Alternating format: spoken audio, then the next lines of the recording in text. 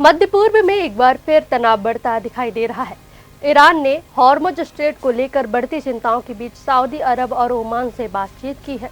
नमस्कार, मैं हूं आपके साथ रागनी वर्मन और आप देखना शुरू कर चुके हैं राष्ट्रीय जगत विजन न्यूज का सेगमेंट देश दुनिया।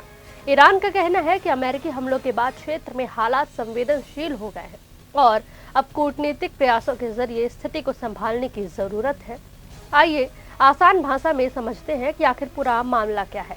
ईरान के विदेश मंत्री अब्बास अरागची ने सऊदी अरब के विदेश मंत्री प्रिंस फैसल बिन फरहान और ओमान के विदेश मंत्री बद्र अल बुसैदी से अलग अलग फोन पर बात की। बातचीत में क्षेत्रीय सुरक्षा, हॉर्मुज स्ट्रेट की स्थिति और आपसी सहयोग बढ़ाने पर जोर दिया गया। ईरानी मीडिया के मुताबिक तीनों देशों ने तनाव कम करने और कूटनीतिक कोशिशें तेज करने की आवश्यकता पर सहमति जताई है। हॉर्मुज स्ट्रेट दुनिया के सबसे महत्वपूर्ण समुद्री व्यापार मार्गों में से एक है। खाड़ी देशों से निकलने वाला बड़ा हिस्सा कच्चा तेल और एलएनजी इसी रास्ते से दुनिया के अलग अलग देशों तक पहुंचता है। अगर यहाँ तनाव बढ़ता है या जहाजों की आवाजाही प्रभावित होती है तो इसका असर सिर्फ मध्य पूर्व में ही नहीं बल्कि पूरी दुनिया की अर्थव्यवस्था पर पड़ सकता है। अब बात पिछले 24 घंटे के बड़े अपडेट्स की। उत्तरी इराक के खोरमोर गैस फील्ड पर हमले का दावा किया गया है। साथ ही एयरबिल के पास संदिग्ध ड्रोन गिराए जाने और पश्चिमी इराक में एक अमेरिकी ड्रोन को मार गिराने के दावे भी सामने आए हैं।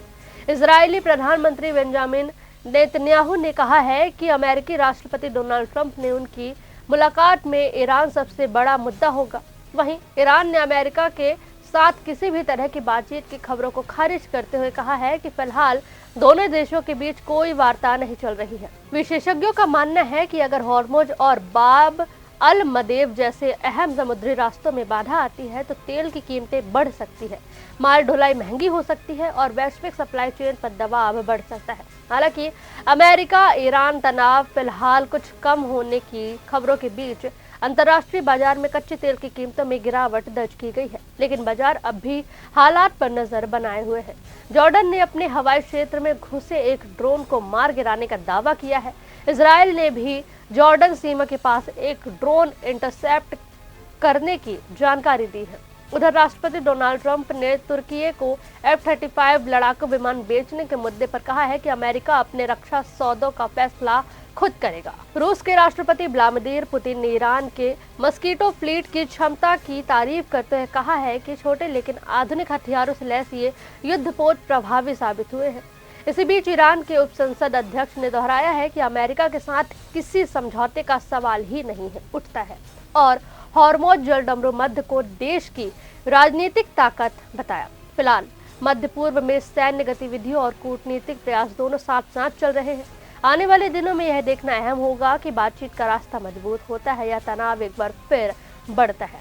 इसका असर सिर्फ क्षेत्रीय सुरक्षा पर ही नहीं बल्कि वैश्विक तेल बाजार और दुनिया की अर्थव्यवस्था पर भी पड़ सकता है। फिलहाल इस खबर में बस इतना ही। देश दुनिया की तमाम बड़ी खबरों से अपडेटेड रहने के लिए हमारे चैनल को सब्सक्राइब करें और नई खबरों के नोटिफिकेशन के लिए बेल आइकॉन जरूर दबाएं। नमस्कार।